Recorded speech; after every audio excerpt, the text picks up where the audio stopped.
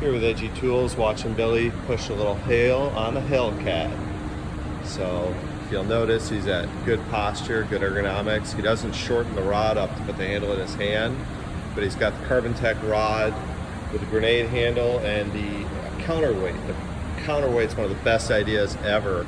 You can see he's not having to use a lot of his own muscle to push the dents up. That counterweight of the rod and having it longer helps do a lot of the work for you.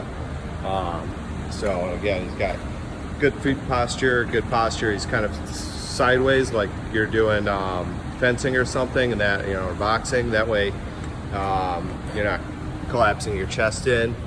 He's using also using the Carbon Tech crossbar, but he has the Carbon Tech and EdgyTools. I'll show you from the other side. First of all, he's got a the Golf T 2.0 with an extension, and he has a 3-in-1 tip on there, which he can just pop off and have another sharp tip on the other side. And that tip's a little bit sharper than the one he's using on the other side.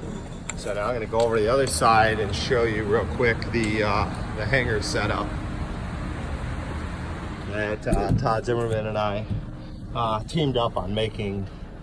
These little green strap-on hangers, we call them, and they allow it so that you can hang off that beam. It goes the whole way so that when the door doesn't have the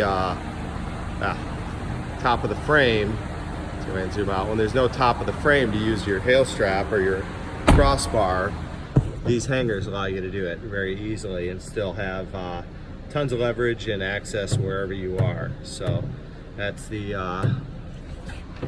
strap-on hanger and the crossbar, the Carbon Tech rod, Billy, all pushing some hail on the Hellcat. Thanks for watching. Get it all at EdgyTools.com.